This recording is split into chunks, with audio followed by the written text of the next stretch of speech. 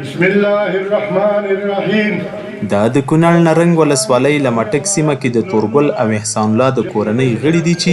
د اوږدو کلونو د دښمنۍ پاللو پر ځای اوس یو بل ته د دوستۍ غېږ ورکړه.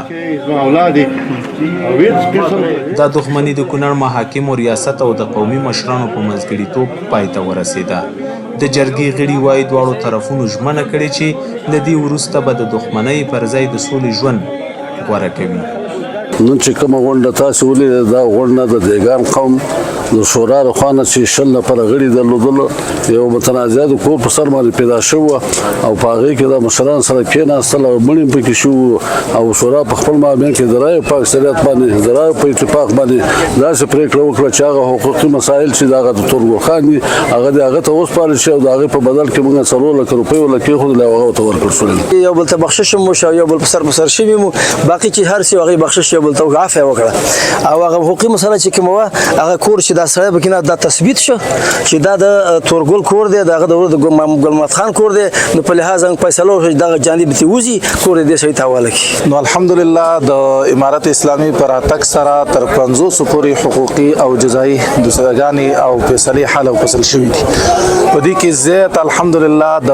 قومي مشرانو په توسط صلح تراجي شوي دي او قومي مشرانو او قومي سپینګیرو علما متنفذونو پکې صلح کړي دي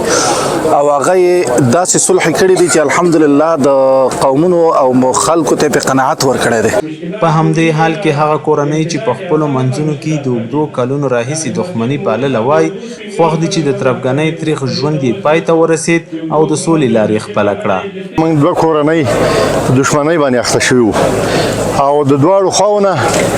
2 تنه وژل شوي وو. نو د سپینګیرو علماو روحانینو